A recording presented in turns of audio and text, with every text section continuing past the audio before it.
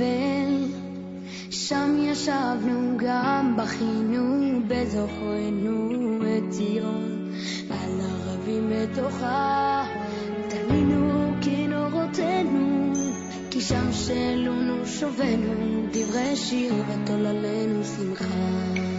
שירו לנו משיר ציון, איך נשיר את שיר השם על אדמת נחל, עם אשכחך ירושלים, תשכח ימיני, תדבק לשוני לחיקי, אם לא אזכרכי, אם לא אעלה את ירושלים אור שמחתי, אם אשכחך ירושלים, תשכח ימיני.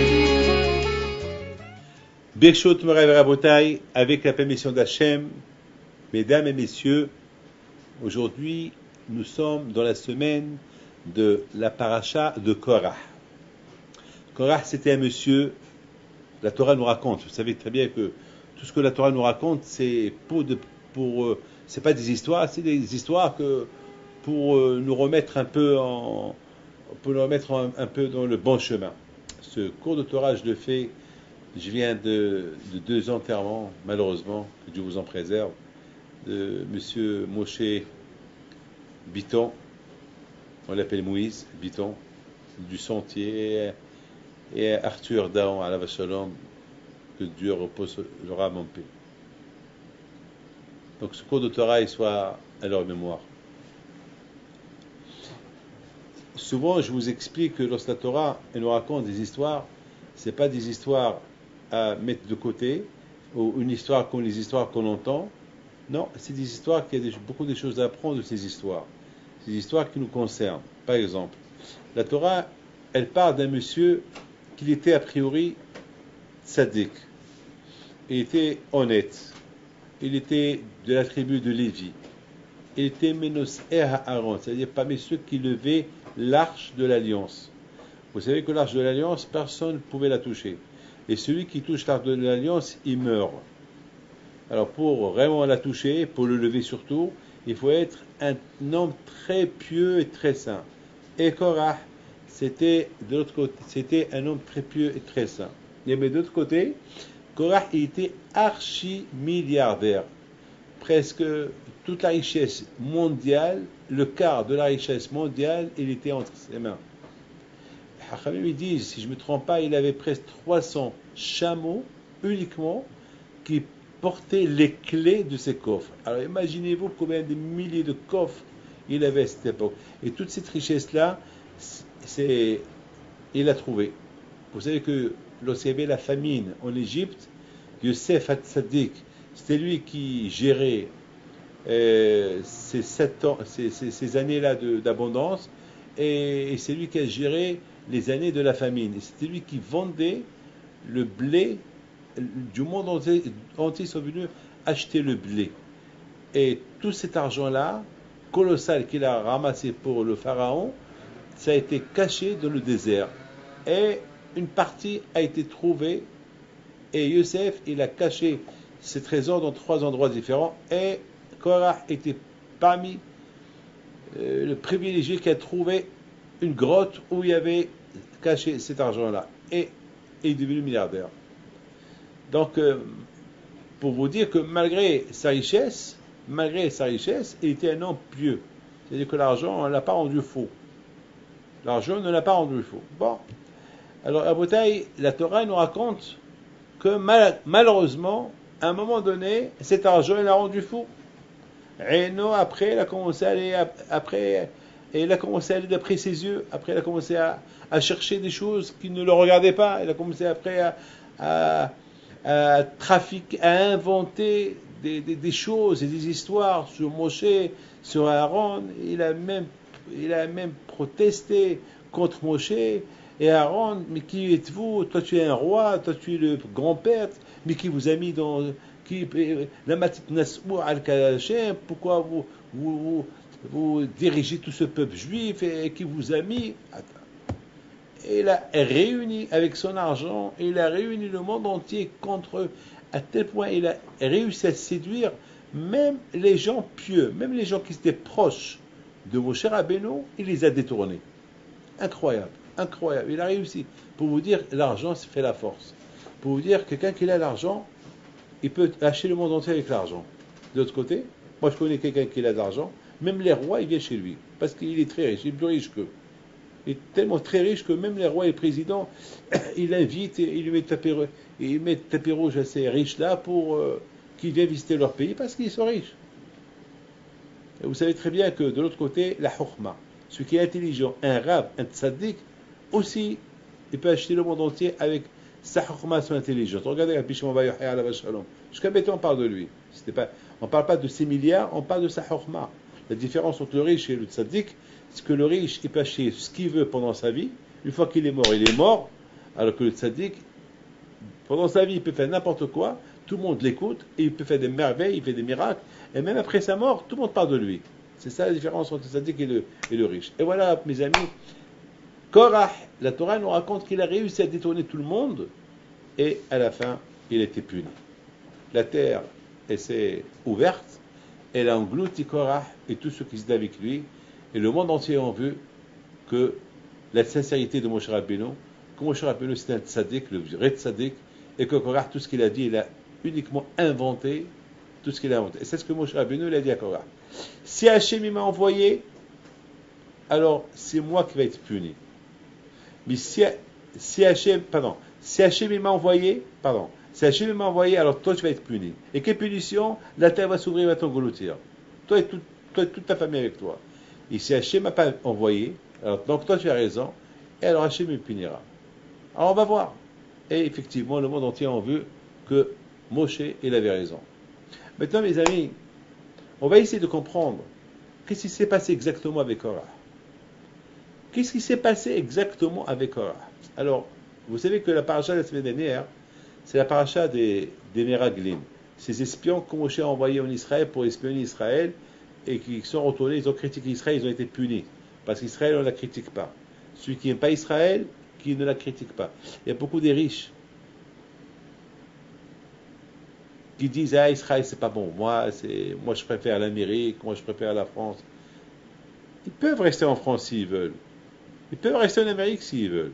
Mais critiquer c'est ça et dire Israël c'est pas pour moi, Israël c'est pour les pauvres, Israël c'est il n'y a rien à faire là-bas, ça c'est péché.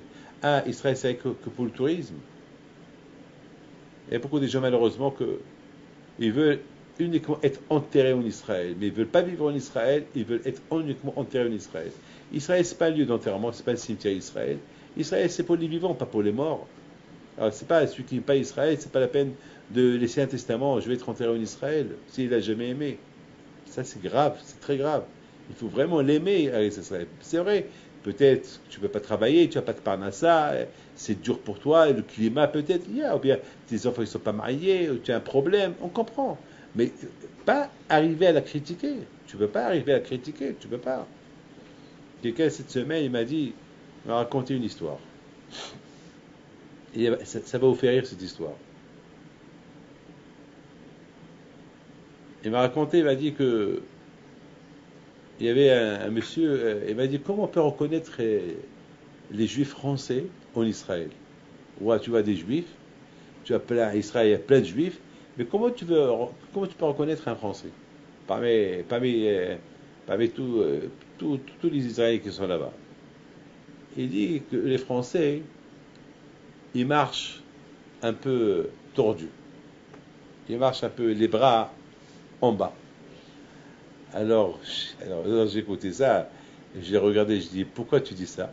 Pourquoi quel rapport avec le bras qu'il est en bas?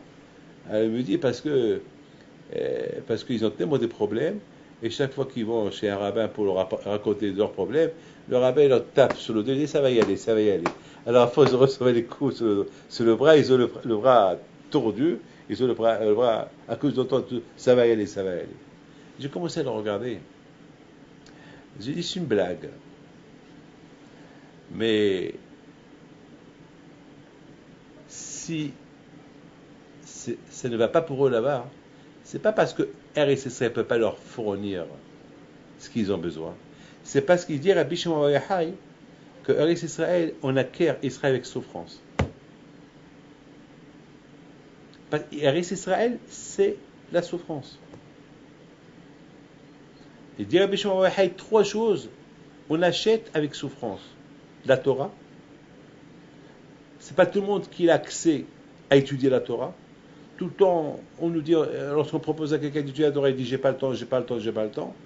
Et même s'il trouve le temps pour s'asseoir 1 heure, c'est dur. Et beaucoup des fois, même si c'est pas dur, beaucoup des fois, comme un juif cette semaine, le pauvre, il m'a fait de la peine, vraiment, il m'a fait de la peine. Ça fait longtemps qu'il cherche du travail. Il a 2-3 enfants, il n'a plus de chômage. Il trouve un travail. Il était super content. Et bien sûr, dans ce travail-là, il avait le samedi libre. Mais il était obligé de travailler dimanche. Il était content, il s'en fout. Il était même prêt à travailler à partir du samedi soir. Qu'il a le samedi libre. Et voilà, 2 jours plus tard, il lui dit le patron, tu m'excuses, mais ce samedi-là, j'ai besoin de toi. Il lui dit, mais je ne peux pas. Il dit, ouais, si tu ne peux pas, tu quittes. Je ne peux pas te prendre sans Shabbat. J'ai besoin de toi. Et vous savez que c'est qui son patron? Un juif. Il dit, mais tu sais que je ne peux pas, je suis religieux. Il dit, je m'excuse, je ne peux pas. Moi, j'ai besoin de... Pas. Il dit, ok, merci. Alors le patron lui dit, mais tu n'as pas peur de quitter le travail pour sachant que je ne veux pas travailler, sachant que tu n'as pas de parnassat, sachant que tu n'as pas de revenus. Il dit, je sais, mais je ne changerai pas ma religion. Si toi tu l'as changée, moi je ne la change pas. Je lui dis, moi je ne l'ai pas changé, moi j'ai acquis pour à la synagogue. Je lui dis, mais être juif c'est pas rien pour. Être juif c'est Shabbat, Shabbat, Shabbat, Shabbat. Le respect du Shabbat, c'est pas le respect du Yom Kippour. Et en plus, toi tu es mon patron, et tu m'incites, tu me forces, tu m'obliges à travailler Shabbat. Comment tu peux faire une chose pareille?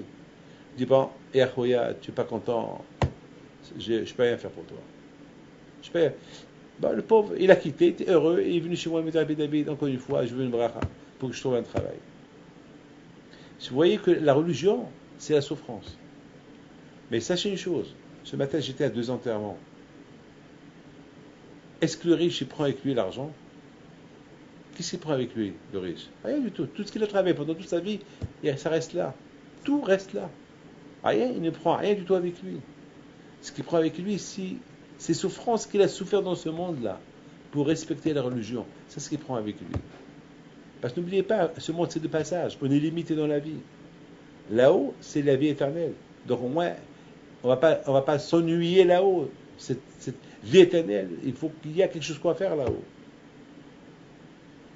Donc à Botha, il dit Rabbi Shimon Bar Yochai que la souffrance, acquérir la Torah, c'est avec la souffrance. Bien sûr, si on peut faire Torah et Mitzvot sans souffrance, c'est encore mieux. Pourquoi ici en France? Pourquoi des fois on ne sent pas un peu l'antisémitisme? À cause de la barbe, à cause des péotes, à cause du chapeau, à cause du vêtement.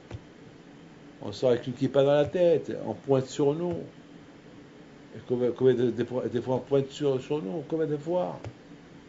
Dans l'avion, dans les TGV, dans les trains, dans les gares, dans les aéroports, partout on pointe sur nous. Alors, celui qui n'a pas de kippa, qui n'a ni barbe, ni rien, il passe inaperçu. Mais nous, on est là. Ils croient que nous sommes les seuls juifs qu'il y a dans le monde, avec cette barbe.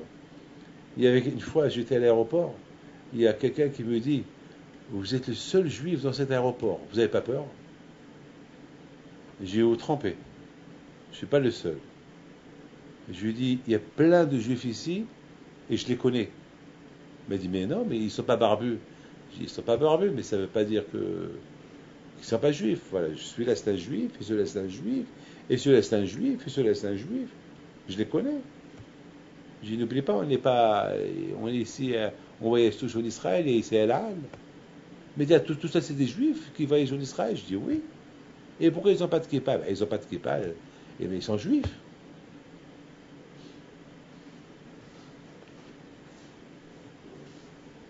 Ils respectent la religion. Je dis, bien sûr qu'ils la respectent. Il y a ceux qui la respectent, il y a ceux qui la acceptent moins, mais 100% c'est des croyants. On ne va pas les juger. Vous savez ce qu'il m'a fait?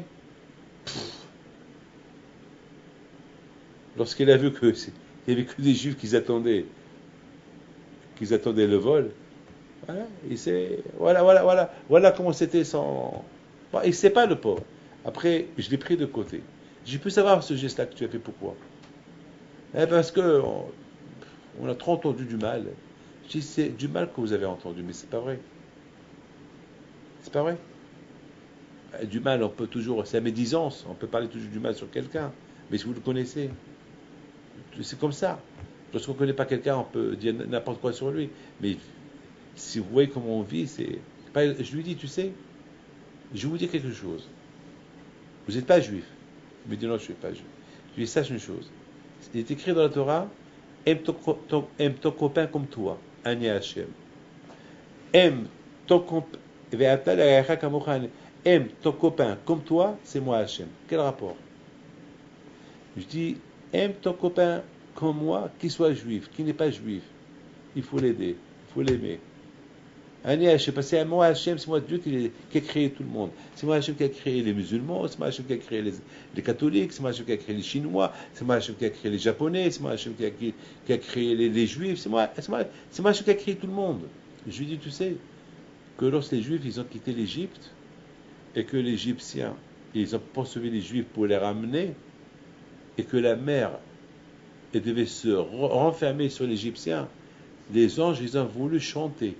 Et Hachem, il a dit aux anges, vous n'avez pas le droit de chanter, parce que mes créatures, les gens que j'ai créés, ils sont en train de se noyer, ne chantez pas, c'est pas un jour de joie.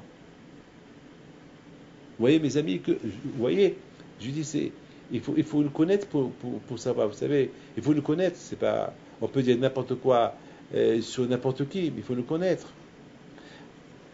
Pour vous dire que être juif, c'est dur. C'est la souffrance. C'est ce qu'il dit David Amelech. La Shoah, la discrimination. On nous aime pas. Pourquoi? Comme ça, sans raison. Il n'y a pas de raison. Il n'y a pas de raison, vraiment.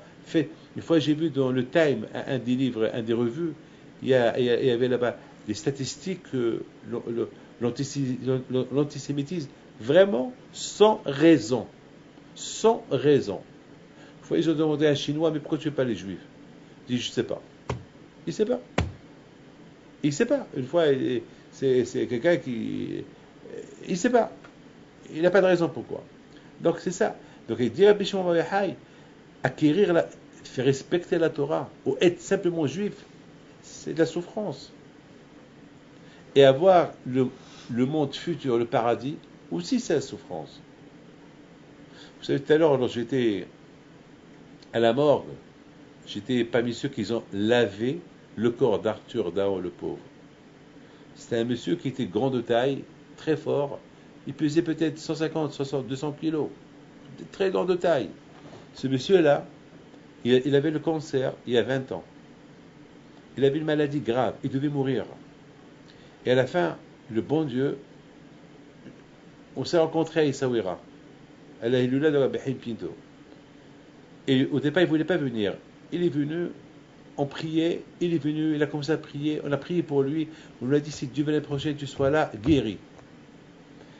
Il rigolait parce que c'était général, parce que le médecin lui a dit, va, profite de la vie, il te reste encore quelques mois à vivre, tant que tu as la santé encore, va, profite, voyage, éclate-toi. Et ben, c'est ce qu'il a voulu faire. On lui a dit qu'il y a la Hiloula, il est venu pour voir, pour manger. Et soudainement, on a mis de force sur le tombeau de Rabbi Haim Pinto. Il a commencé à pleurer. Il a commencé à pleurer, à pleurer. On lui a dit, si Dieu l'année prochaine, tu viens, tu es guéri. L'année prochaine, il a commencé à rigoler. L'histoire, elle se termine. L'année d'après, on voit un monsieur qui a pris du poids. On ne l'a pas reconnu. C'était Arthur. Il a guéri complètement, les médecins ne comprennent rien du tout. Et depuis ce jour-là, on se voyait normalement. Et ce monsieur-là, il pouvait discuter avec toi et boire une bouteille de whisky. avec un apéritif. C'est un monsieur fort, en bonne et parfaite santé. Il y a 3 mois, il est tombé dans le coma, il était à New York. Pour la médecine, il est mort. Après 2 mois, ils l'ont ramené en France. Pour la médecine, il est mort. Et voilà, mes amis, avec les prières, il a ressuscité. Il a parlé 8 langues. Il a commencé à parler. Et là, ça y est, sa femme elle est venue chez moi avec ses enfants. Ils m'ont apporté pour faire une séouda. Ça y est, il a guéri. Il a guéri. Ça y est. Presque. Il ne restait que sortir de l'hôpital. Mais malheureusement, hier, il ne se sentait pas bien. Et hier soir, il a quitté ce monde. Alors, je l'ai vu ce matin, lorsqu'on l'a lavé. Et je voyais ce corps-là, comment il était. Je lui ai dit, voilà la fin. Voilà la fin. C'est vrai qu'on pouvait voir que c'est ça la fin. On ne peut pas fauter. Voilà. Qui aurait pu croire? Rien du tout. L'autre monsieur s'est mouché Bitan, à l'âge de 70 ans. Jeune. Il était très bien. Il a une petite crise jeudi. Et voilà. Après, il devait sortir aujourd'hui. Oui, il est sorti aujourd'hui de l'hôpital. Mais pour aller pour le prendre au cimetière. Voilà. C'est grave, c'est dur.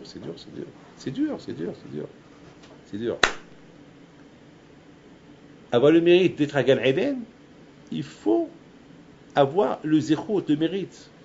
C'est ce qu'il dit à Bishon Vahag. Et habiter en Israël, il faut avoir un mérite, il faut avoir un zéro pour habiter en Eretz Israël.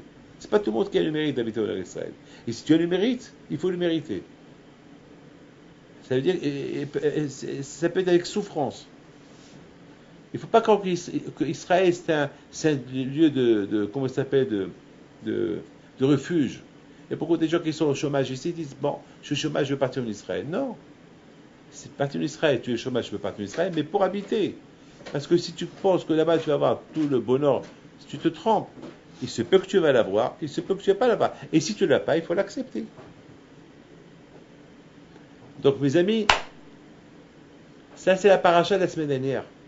Et ces gens-là, ils sont partis, ils ont critiqué Eretz Israël.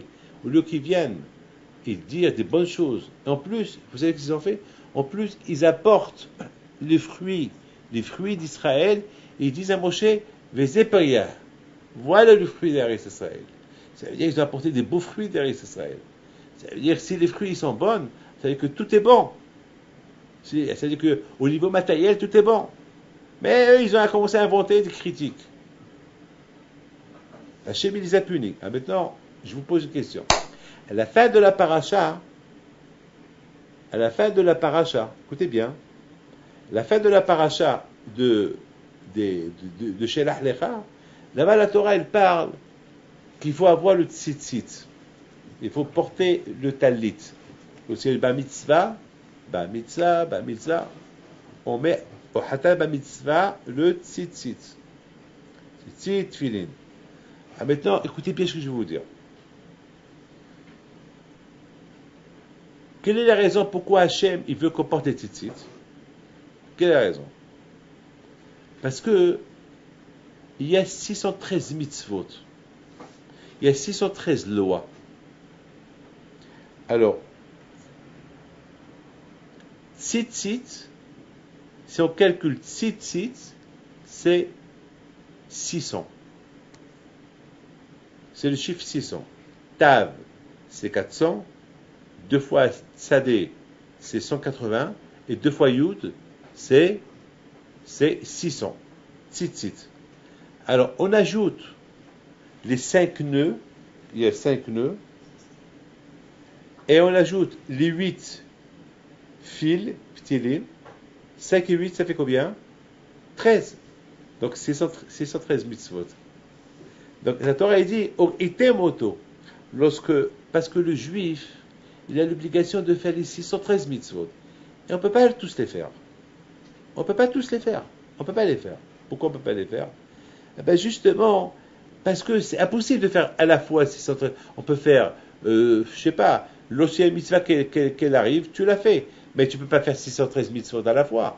Par exemple, écoutez, divorcer, c'est une mitzvah. Se marier, c'est une mitzvah. Alors écoutez-moi. Alors chacun va dire, pas une mitzvah. C'est une mitzvah de divorcer, puisque la Torah dit, alors comment je vais divorcer? Quelqu'un qui aime sa femme, il va divorcer sa femme pour accomplir la mitzvah du divorce. Impossible. C'est impossible. Par exemple, c'est une mitzvah d'habiter en Israël. Moi, j'habite en France. J'ai pas de par exemple, pour des raisons que, comme mes parents qui étaient au Maroc, en Algérie, en Tunisie, bon, mais nos parents ils sont de là-bas. Et on est encore ici. Même qu'Israël, elle existe, bon, nous on est là. C'est pas, nous on est là. Pourquoi nous on est là? C'est Hachem qui veut. On est en exil. Bon, il y a les Juifs en Amérique, il y a au Canada, il y a à Singapour, il y a à Hong Kong, il y a encore quelques Juifs en Algérie, il y a partout. Et pas que même en Libye, il y a quelques Juifs qui retournent là-bas. Il y a au Yémen des Juifs. Partout, il y a un peu partout.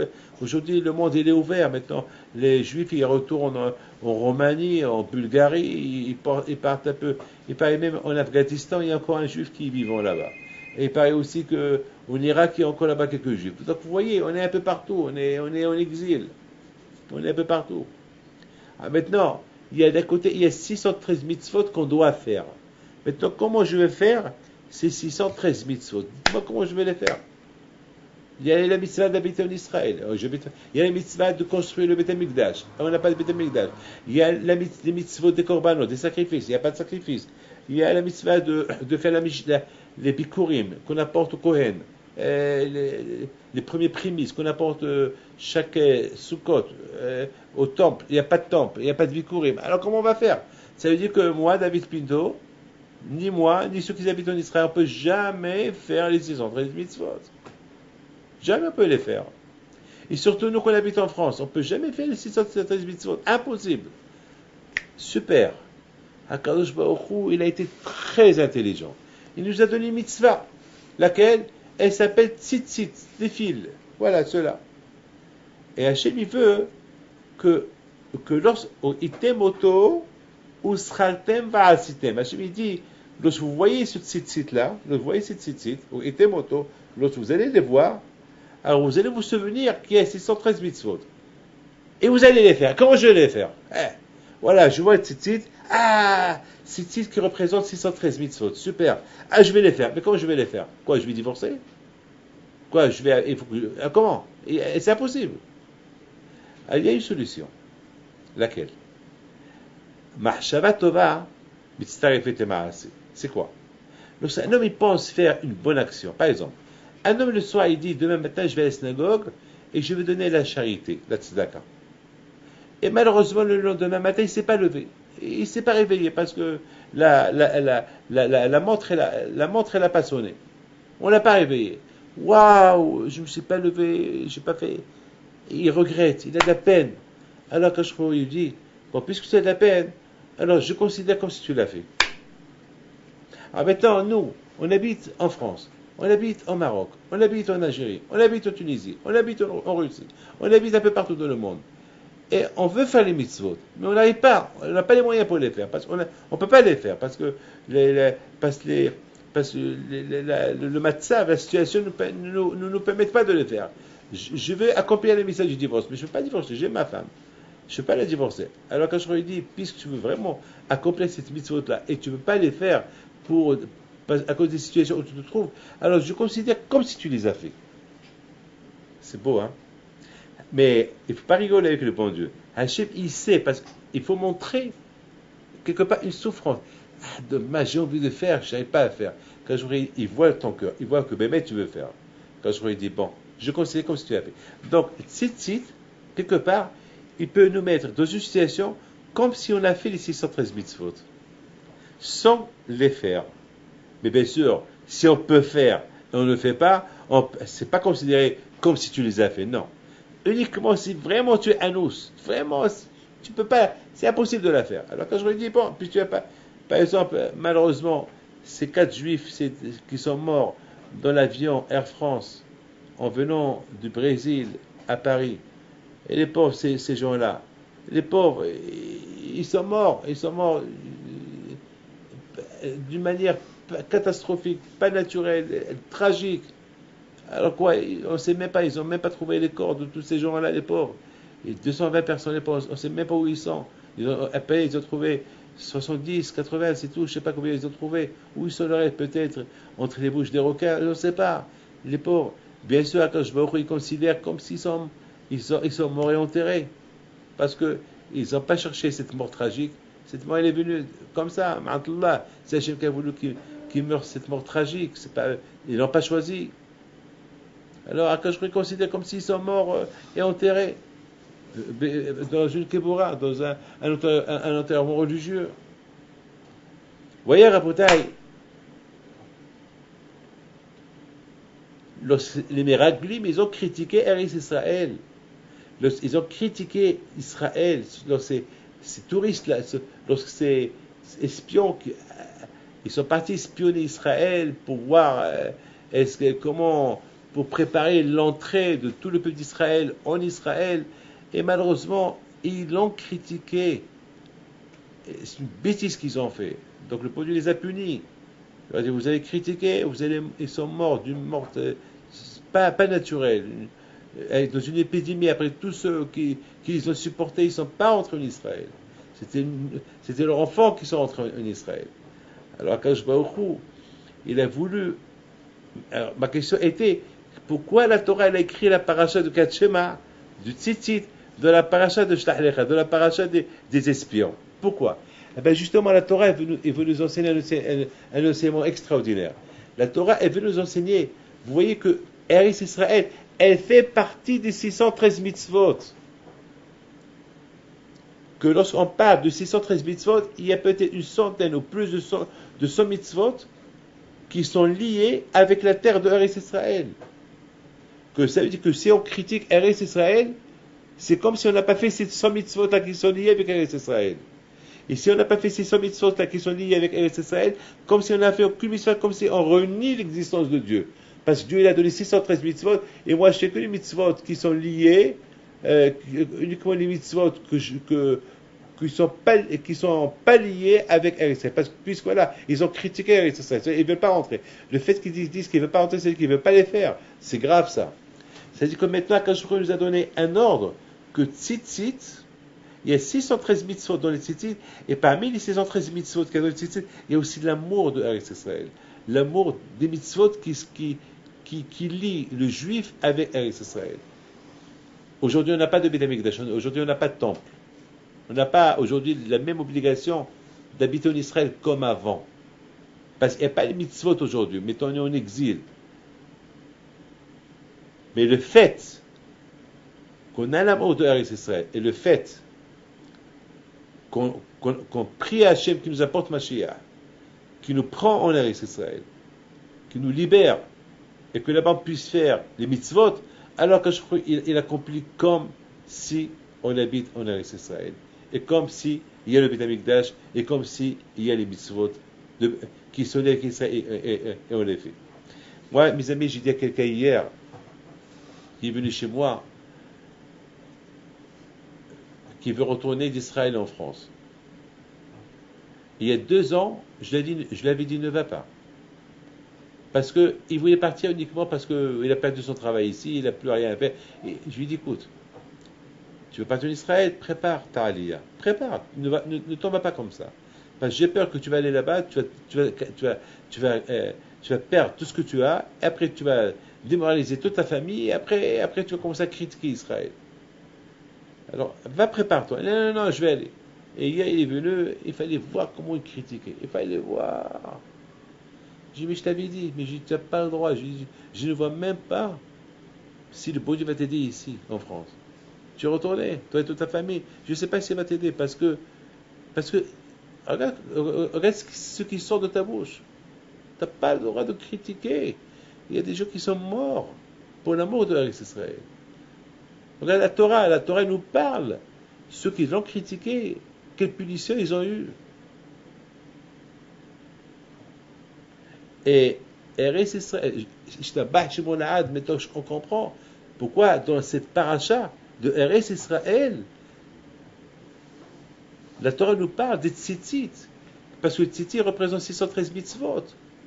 Et si tu critiques Eretz Israël, c'est comme si tu ne fais pas les 613 mitzvot. Et l'homme, il a 613 membres even. Dans le corps, il y a 613 corps, il y a 613 membres even qui sont l'équivalent des 613 mitzvot.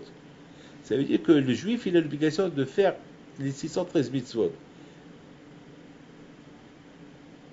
qui représentent son corps, qui représentent que tu es venu dans ce monde-là pour faire ces mitzvot-là.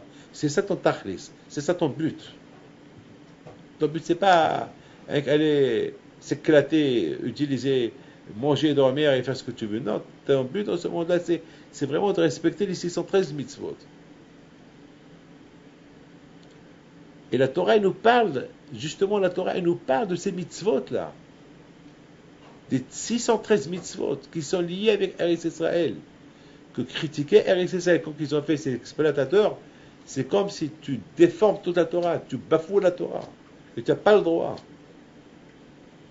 Quelqu'un qui critique son ami, lui aussi, il bafoue toute la Torah, parce que c'est écrit aime ton prochain comme toi. Et Rabbi Akiva dit que aime ton prochain comme toi, ça englobe toute la Torah. Alors ça veut dire que lorsque tu détestes quelqu'un, tu bafoues toute la Torah. Pourquoi? Parce que la Torah a été donnée pas à un individu, la Torah a été donnée à tout Am Israël. Nous tous, on l'a reçue. Et tous, on l'a reçu. Lorsqu'Hachem nous a donné la Torah, tous on a donné nos mains vers Hachem et il nous a donné la Torah. Donc ça veut dire que chacun, il a une partie dans cette Torah. Mais non seulement dans la partie où j'ai pris, même la partie que mon ami il a pris. Et la partie que notre ami il a pris. Donc ça veut dire que nous tous, on est liés les uns avec les autres dans la Torah. Israël, arrivé et baisé. Lorsque tu détestes quelqu'un, tu te détaches toi-même de la Torah, donc tu n'as plus aucun appui sur la Torah. Et donc, comme si tu n'as rien fait. Ramim dit que celui qui critique l'autre, il perd toutes les mitzvot qu'il a fait. Donc la Torah, lorsqu'on met tzitzit, ça représente quelque chose.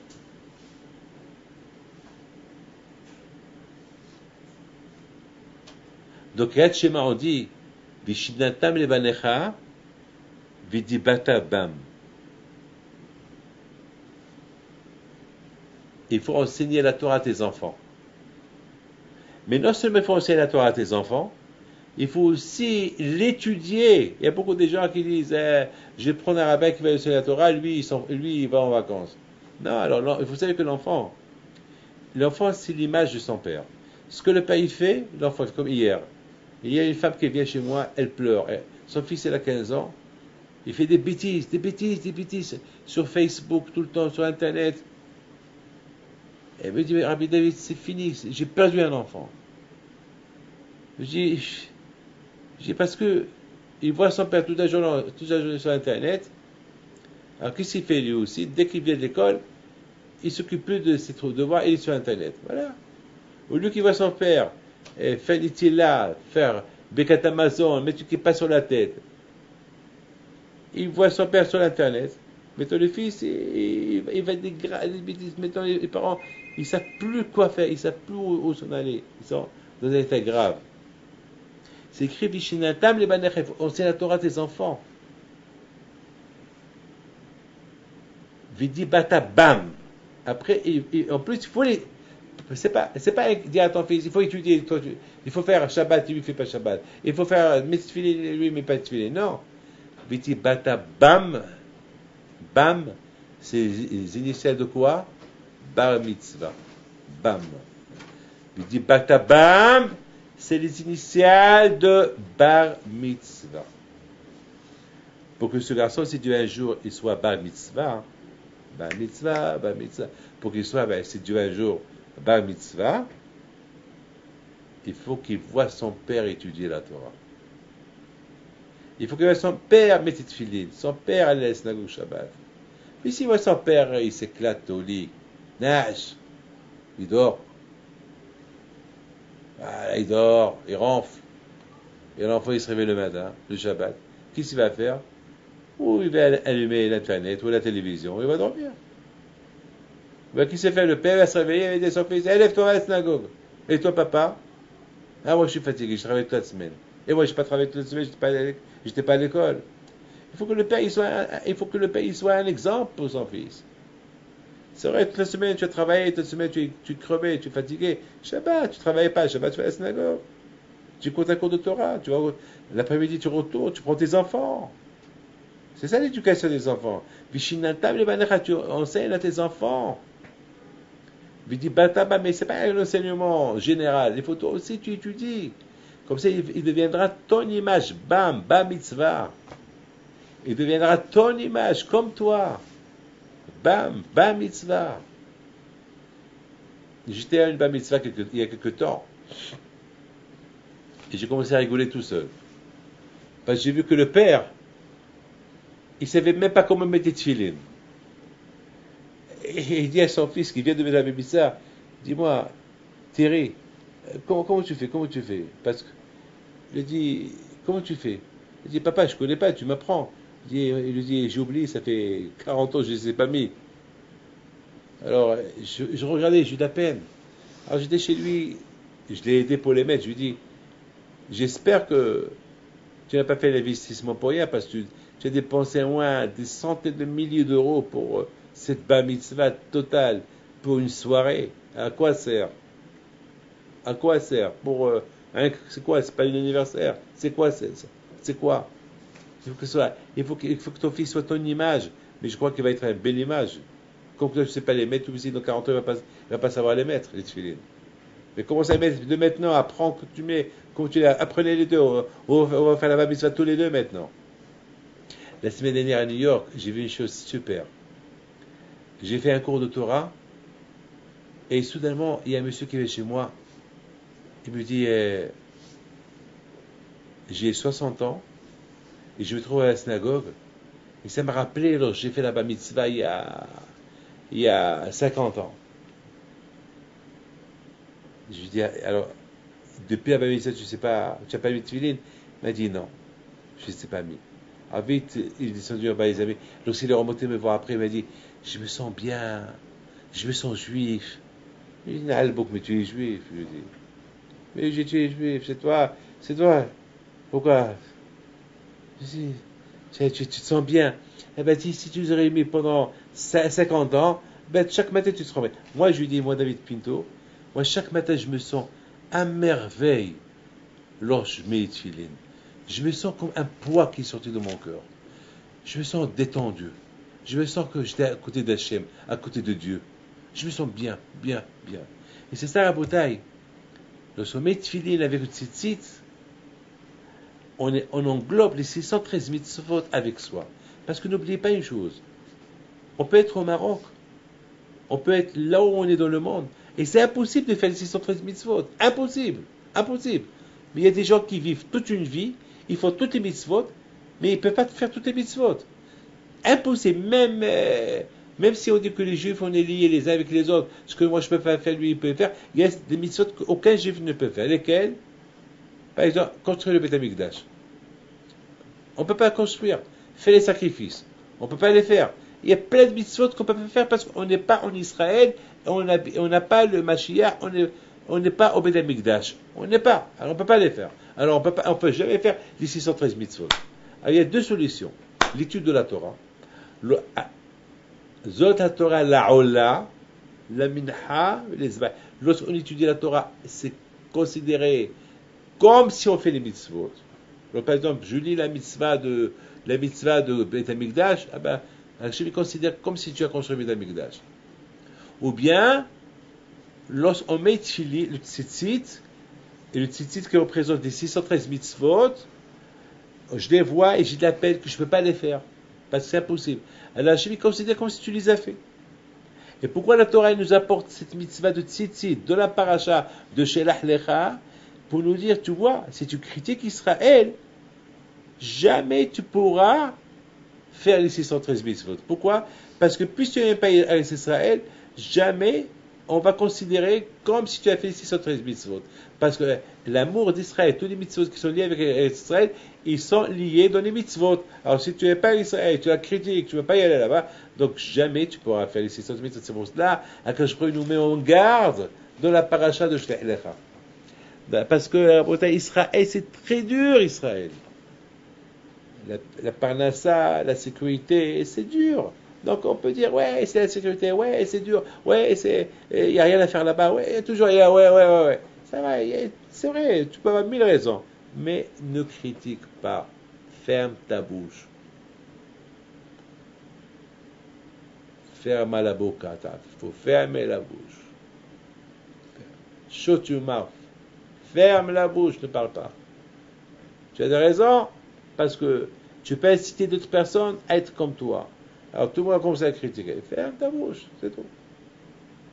Parce que si tu critiques avec Israël, c'est comme tu perds tout le bénéfice des 613 mitzvot. Parce que le but de chaque juif, faire les 613 mitzvot. Maintenant, je vous ai parlé de la paracha la semaine dernière.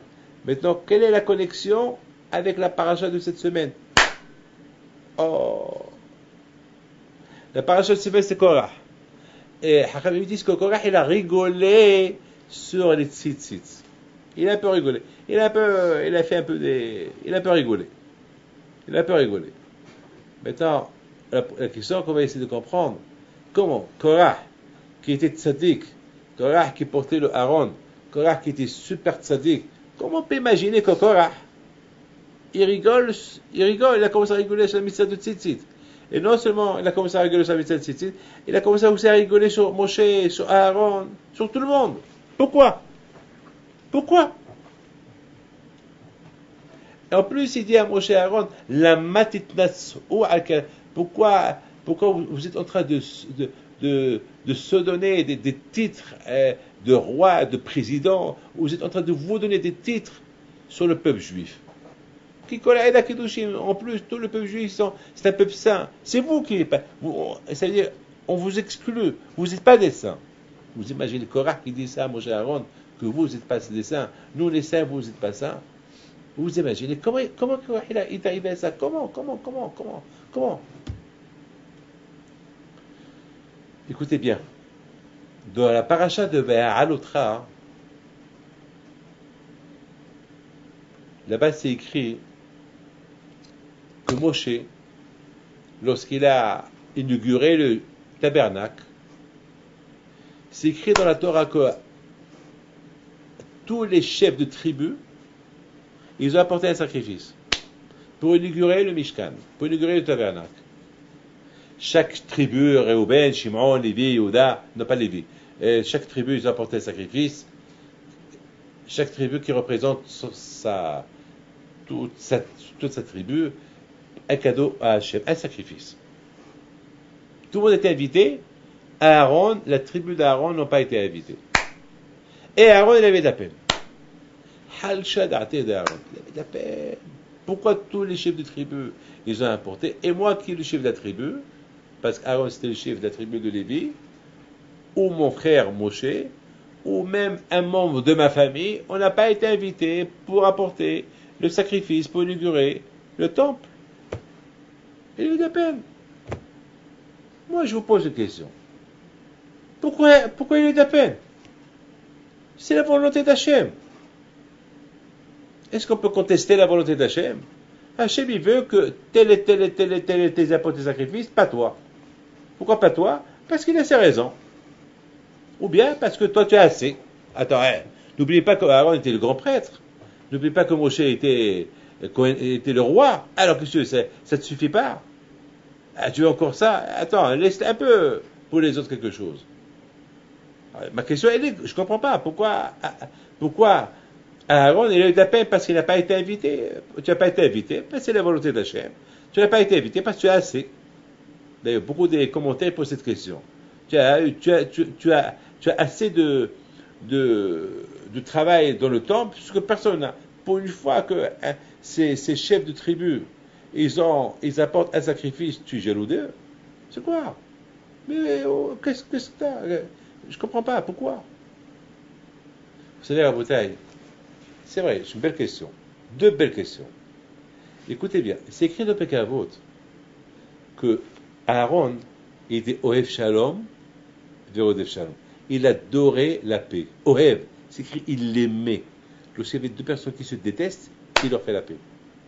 Et vous savez, pour faire la paix à deux qui se détestent, c'est pas facile.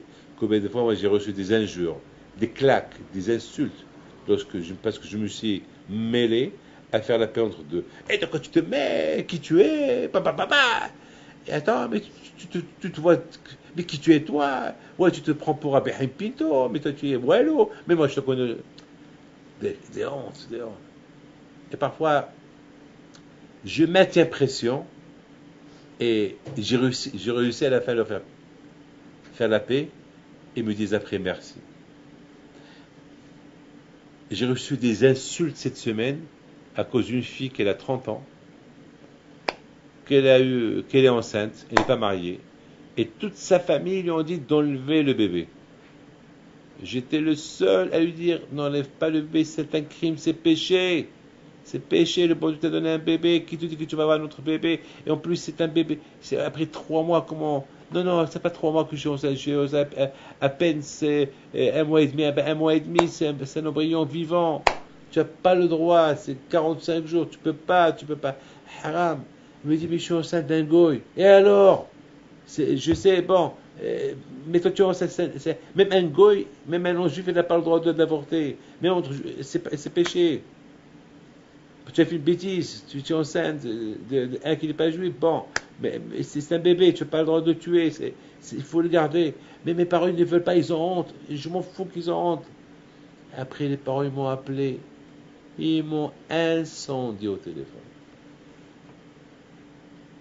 Incendié au téléphone, j'ai accepté. Et à la fin il me dit le père, bon, j'espère, que vous allez donner l'ordre à ma fille d'avorter. Hein? Alors je réponds, monsieur, Michel, non. Si toi tu as un bébé dans ton ventre, d'avorter. Ta fille, elle n'avorte jamais. Moi, jamais je lui dirais d'avorter. Et je ne la laisserai pas avorter. En plus, tu mets ta fille en danger. Parce que beaucoup des gens qui ont avorté, ils ont des dépressions nerveuses après, ils ont regretté. Et qui me dit qu'il va avoir un autre enfant? Et qui me dit qu'il va se remarier? Et peut-être ce monsieur, ce bébé qui va naître, il va être un monsieur important qui va sauver ta vie un jour. Et à la fin, grâce à Dieu, à la fin, j'ai réussi à les convaincre. Baruch Hashem. Beaucoup de fois, ça arrive, il y a des mamans qui viennent chez moi avec des enfants et ils disent à l'enfant, voilà ton père. Alors moi, je les regarde avec un grand sourire. Alors ils disent, alors même, c'est lui papa? Et alors moi, je rigole, je dis oui, je suis votre papa. Parce que ta maman, elle devait te perdre lorsqu'elle était enceinte. Et je l'ai convaincu à ne pas l'enlever. Après, je m'adresse à la maman. Alors, madame, tu es contente que tu aies cet enfant-là? Ouais, c'est ta canne. Ouais, tu n'es pas encore marié. Voilà, Baruch Hashem, tu l'aurais enlevé. Où tu serais? Bien sûr, c'est pas conseillé de faire des enfants pour le mariage. Il faut que ce soit un mariage. Mais je parle pour ceux qui ont fait un accident involontairement et qu'ils ont un enfant. C'est péché d'enlever. L'avortement, c'est grave. C'est grave, grave, grave. Donc, à Boutaï, je voudrais simplement vous dire que combien de fois, parfois, on subit des hontes pour faire la paix entre deux personnes. Aaron à Cohen, il avait cette qualité. Il aimait faire la paix. Ohev. Alors, si Aaron, il aimait faire la mitzvah qui est la plus dure de faire la paix entre deux personnes, un homme et sa femme, un homme et sa belle-mère, un homme et son copain, la plus forte raison qu'il aimait toutes les mitzvot. On ne peut pas l'empêcher à ne pas aimer d'autres mitzvot. Donc maintenant, si il a eu de la peine parce qu'il n'a pas fait ce sacrifice, on ne peut pas lui reprocher pourquoi tu as de la peine. C'est vrai, Hachem il n'a pas demandé de faire ce sacrifice. C'est vrai, et il n'a pas à se plaindre pourquoi il ne le fait pas. Mais il aime, qu'est-ce que tu veux? Il aime. Ohev Shalom, il aime faire les mitzvot. On ne peut pas empêcher un juif qui aime faire des mitzvot. Pourquoi tu aimes les faire? On ne peut pas dire à quelqu'un qui avait acheté la Ptihat HaEchal, l'ouverture de l'arche, et un autre, il lui prend, il va lui dire, mais pourquoi tu me la prends? Après, qu'est-ce qu'il fait? Il ajoute de l'argent. Après, à la fin, il achète un grand prix. Après, on lui dit, mais pourquoi tu as payé ce prix, ce grand prix? Il dit, parce que j'aime cette mitzvah. On ne peut pas lui reprocher pourquoi il aime cette mitzvah, il aime. Il y a quelqu'un qui est venu chez moi hier ou avant-hier, sa femme, elle me dit, Rabbi David, il faut crier à mon mari, parce que mon mari, il donne plus de son temps pour la communauté. Je lui dis, madame, est-ce qu'il consacre aussi pour la maison? Il me dit oui, mais il donne plus pour la communauté. Je dis, écoute, alors je m'adresse au monsieur, c'est vrai, je dis, Rabbi David, si j'aime faire ce travail, je le fais bénévole, et si je ne le fais pas, il n'y aura que des guerres. Alors, il faut qu'il me comprenne. J'aime voir la communauté en paix. Et 2 fois, je me suis retiré, et 2 fois, il y avait Sodome et Gomorrhe à la communauté. Il y avait la guerre civile. Alors, je suis le seul qui arrive à arranger les choses. J'aime. Alors, j'ai essayé de convaincre la femme pour qu'elle le laisse. Vous comprenez? Ça, c'était Aaron HaKohen. Ohev Shalom ve'Ohev Shalom. Il aime. On peut pas. Mes amis, Akadosh Baruch Hu, il a vu ça. Il n'a pas reproché à Akadosh Baruch Hu à Aaron, pourquoi tu demandes quelque chose que je ne t'ai pas demandé? Pourquoi tu es en train de te faire du mauvais sang? Pourquoi tu n'as pas porté un sacrifice que je ne t'ai pas demandé? Hachem, il dit, Aaron, je vois ton cœur, je vois que vraiment, tu tiens à cœur à faire cette mitzvah d'apporter un sacrifice. Mais je vais te donner une mitzvah que tu vas la faire chaque jour. Parce que si je te dis, puisque tu aimes vraiment la Torah, vraiment tu aimes les mitzvot, et même quelque chose que je t'ai pas donné, tu as d'appel que tu ne la fais pas et tu veux la faire, alors je te donne une mitzvah que tu vas faire tout le temps. Laquelle?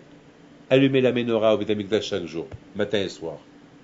Ce n'était pas prévu pour toi, mais toi je te la donne à toi. Voilà la beauté, ce qu'un juif il gagne. Un juif il aime Torah, qu'est-ce qu'il gagne? La Torah.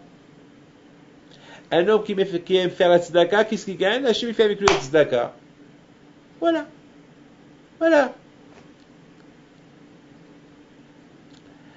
Aaron, il respecte. J'aime faire les mitzvot. Pourquoi eux seuls ils les font, moi je ne les fais pas? J'aime faire les mitzvot.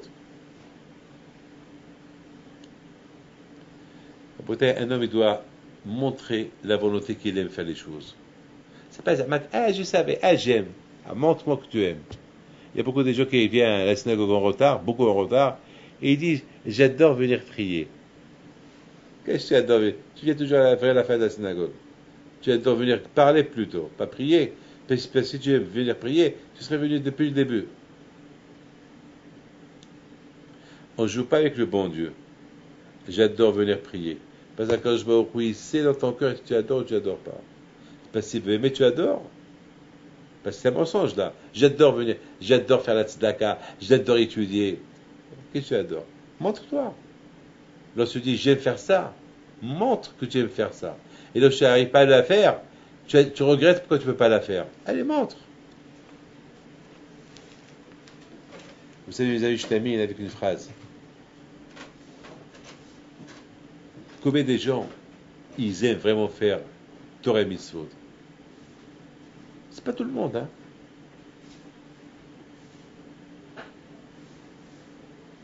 Quelle est la preuve? Parce qu'on montre rien. On montre pas. On montre pas qu'on est soucieux, pourquoi on n'a pas fait telle et telle chose. Pourquoi on n'a pas fait, pourquoi telle et telle mitzvah, on l'a raté. On ne montre pas. Il faut la montrer. Mes amis, Korach il dit, la matitnas'u. Titnas'u du verbe. Titnas'u, nasi du verbe président. Korach il dit à Aaron, ouais, mais pour le korban, pour les sacrifices qu'ils ont fait les nissim, les princes, mais pour ça, tu as regretté, pourquoi tu ne l'as pas fait? Tu as respecté, pourquoi tu ne l'as pas fait? Voilà le mot titnasu. Regardez, jusqu'à où Korach, il était bête, il a été loin. Il dit tu as compris, vous avez compris? Il dit à Aaron, ouais Aaron, tu vois, parce que tu n'as pas été invité pour apporter un sacrifice pour l'inauguration du temple, comme tous les princes, comme tous les présidents ont fait, tu as respecté. Et pas sur respect, tu as reçu un cadeau. Et qui es-tu? La matitnas, pour qui es-tu? Ouais, toi, Moshe, tu l'as donné après pour allumer l'allumage de la menorah, parce qu'il a fait semblant qu'il a. Mais tout ça, c'est bête. Comment Korah est arrivé? On a posé plein de questions sur Korah. Vous savez pourquoi? Écoutez bien. Parce que c'est écrit. Moi, je suis obligé de vous dire le lien entre la paracha de Shelach Lecha et de Korah. La fin de la paracha de Shelach Lecha, la Torah, elle parle de quoi? De l'amour des tzitzit. Lorsqu'on parle de tzitzit, ça nous rassemble à faire toutes les mitzvot. Et on les fait. Et si on ne peut pas les faire, c'est considéré comme si on les a fait. Mais c'est écrit, et tes motos, il faut les voir. Mais c'est lorsque tu vois, je vois ici les 613 mitzvot. Mais si par exemple, je vois, j'ai des diamants ici, et je vois mon tzitzit, et en même temps, je vois mes diamants. Est-ce que mes yeux ils vont vers les diamants ou vers le tzitzit? Là, c'est là le test. C'est une grosse épreuve. Si Bémet tu me Dieu, tes yeux ils iront droit vers le tzitzit, vers les mitzvot. Mais si tu es plutôt l'argent, passé à côté, donc tes yeux vont aller vers l'argent. La même manière, Korah, Eino et Atos, ses yeux ils l'ont fait tremper. Ses yeux ils voyaient les tzitzit, mais à travers les tzitzit, ils ne voyaient pas les mitzvot qui ont globé les tzitzit, ils voyaient son argent. Et parce qu'il voyait son argent, il a détourné la tête. Il voulait, avec son argent, prendre les titres de Moshe, de Aaron. Il a cherché à avoir des titres. Et lorsqu'à Botaï, un homme, il voit à travers ses yeux que l'honneur, la gloire, alors automatiquement il est jaloux de tout. Automatiquement il est orgueilleux de tout. Et c'est ça qui a fait à ce que Korah, il a triché, il s'est trompé, il est tombé sur toute la ligne, parce qu'au lieu qu'il voit avec ses yeux la qualité des mitzvot pour bien les faire, il n'a pas utilisé voir le talit pour voir la qualité des mitzvot, il a rigolé sur le talit. C'est-à-dire que pour lui, le talit, il n'a rien à lui prendre. Puisqu'il n'avait rien à lui prendre, donc le talit, il n'a pas agi sur lui. C'est comme par exemple, je vois les photos de tzadikim, et je lui dis que j'ai rien à prendre d'eux. Regardez-les. Tous ces tzadikim-là. Tous ces tzadikim-là. Et il dit, j'ai rien à prendre d'eux. Je connais. C'est ce qu'il a pensé, Korah. J'ai rien à prendre d'eux. Je connais. Eh bien, puisqu'il n'a rien à prendre d'eux, il connaît. Il a démontré qu'il ne connaît rien du tout. Il s'est révolté contre Dieu, contre les tzadikim, et sa fin était terrible. Désastre. Mes amis, je vous bénis. Que le bon Dieu vous protège, que le bon Dieu vous donne la. On apprend de ce que beaucoup d'enseignements, de tout ce qu'on a appris aujourd'hui, plein d'enseignements, et parmi les bons enseignements qu'on a appris, que vraiment on doit être fidèle, on doit être sincère. Lorsqu'on vient à la prière, c'est pour prier. Lorsqu'on fait la tzedaka, c'est pour la faire. Lorsqu'on fait une mitzvah, c'est bien la faire. Et ne pas la rater exprès et dire « Ah, j'ai voulu la faire. » Non, tu n'as pas voulu la faire, c'est pas vrai, tu ne l'as pas fait. Il faut être sincère avec soi-même.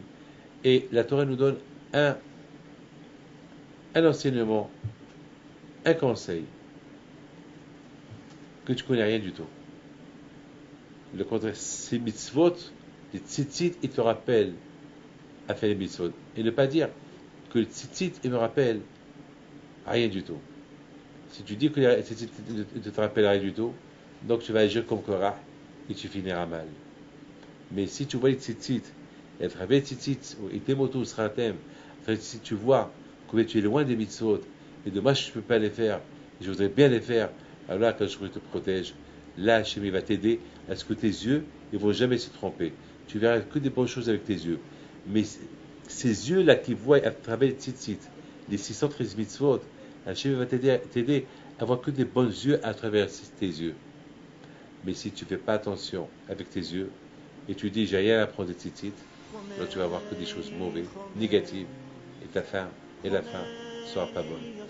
Que Dieu vous protège, je vous donne la santé, et puis surtout la béchine qui doit avec vous connaissez la santé, et je vous souhaite une bonne semaine. נבהלו מאוד